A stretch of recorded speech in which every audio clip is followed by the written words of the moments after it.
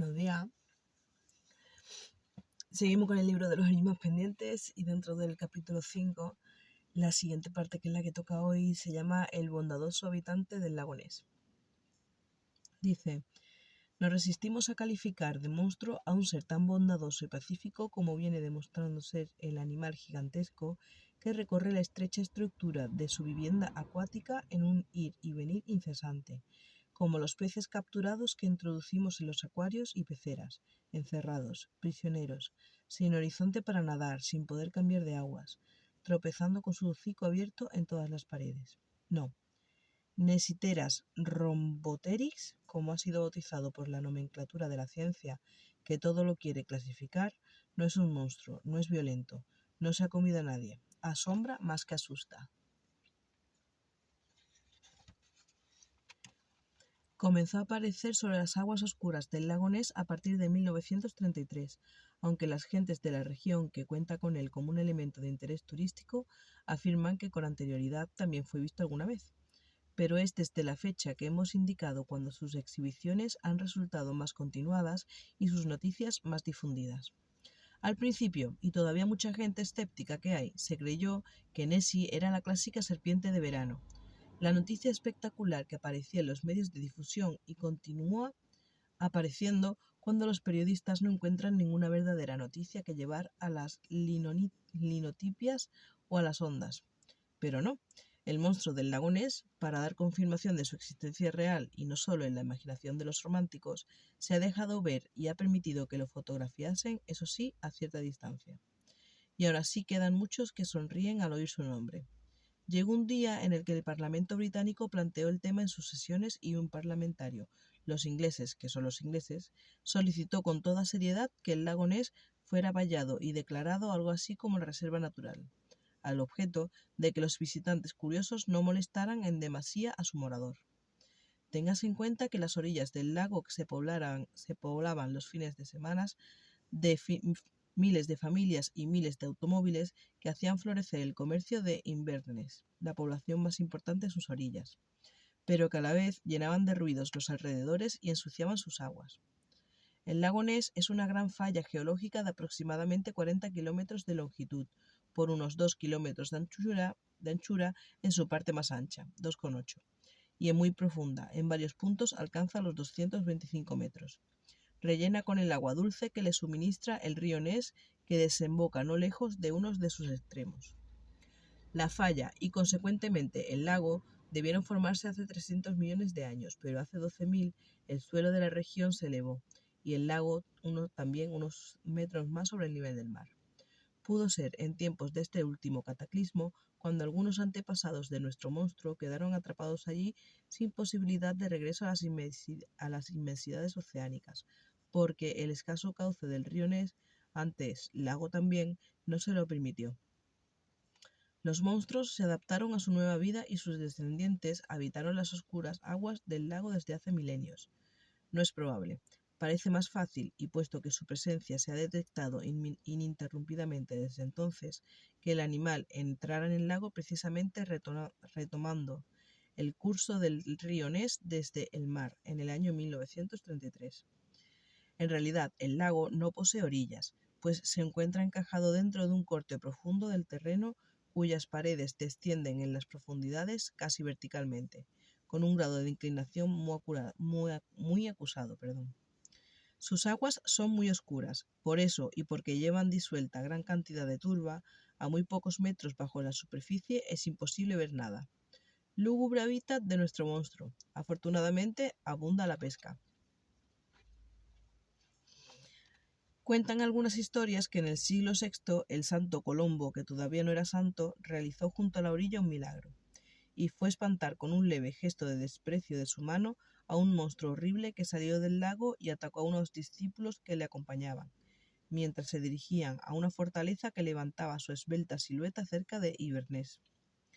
El primer testimonio que debemos tener en cuenta y se debe a la señorita Miss Mary Hamilton, y data de 1933. Andaba Miss Hamilton paseando sus melancolías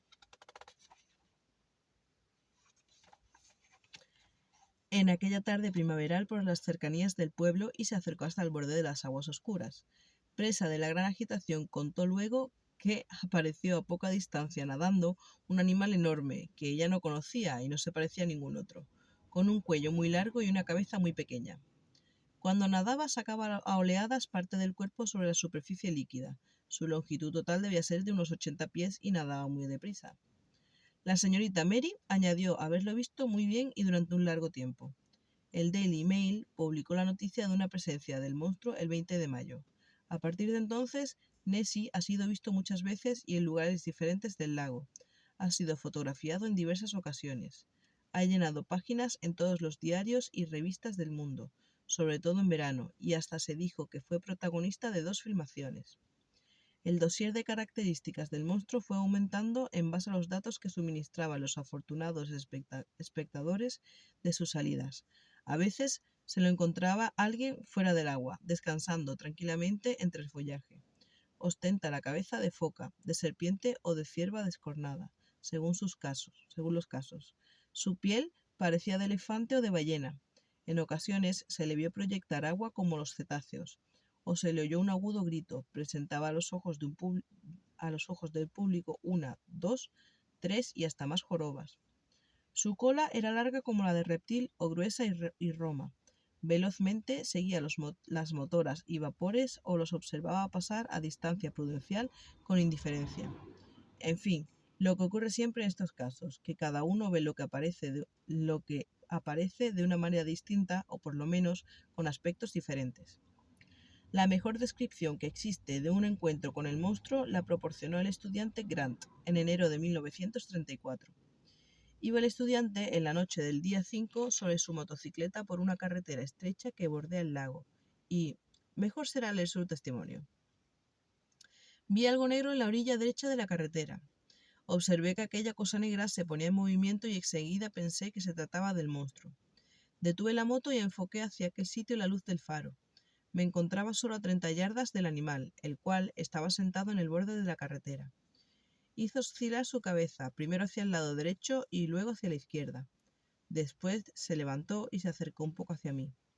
De un salto se plantó en medio de la carretera, andando con un movimiento lateral de sus aletas posteriores, que reconocí con facilidad y estaban provistas de membranas natatorias, con las que también se desplazaba por la tierra. Luego se sujetó sobre sus aletas anteriores, que también pude ver muy bien y que no tenían membranas natatorias. Vi el monstruo totalmente, desde la cabeza a la cola. La cabeza semejaba a la de las serpientes y era pequeña y redonda. Me impresionó mucho el ojo, muy grande y hundido. No existía proporción entre el cuerpo y la cabeza. Sus poderosas mandíbulas parecían sujetar perfectamente un cordero o una cabra. Presentaban el lomo 2 a modo de protuberancias que de ninguna manera llegaban a ser jorobas. El cuerpo aumentaba de volumen por detrás como el de los canguros. La cola era muy gruesa y roma, un poco retorcida en su extremo. La longitud total del monstruo desde la cabeza hasta los límites de la cola podría ser de unos 18 pies y desde luego no eran más de 20. La piel aparecía con un color entre gris oscuro y negro, semejante a la de las ballenas. Pude ver que el animal desapareció por el borde izquierdo de la carretera y desde allí se lanzó al agua. Levantó una gran ola. Las tranquilas aguas del lago Ness fueron perturbadas en diciembre de 1954 por un barco de investigación provisto de sonar que detectó a una profundidad de 150 metros un objeto que se movía y que no pudo identificar. Sería Ness. En 1969, un pequeño submarino se sumergió rastreando el fondo. Nessie lo vería pasar desde algún escondrijo entre las rocas.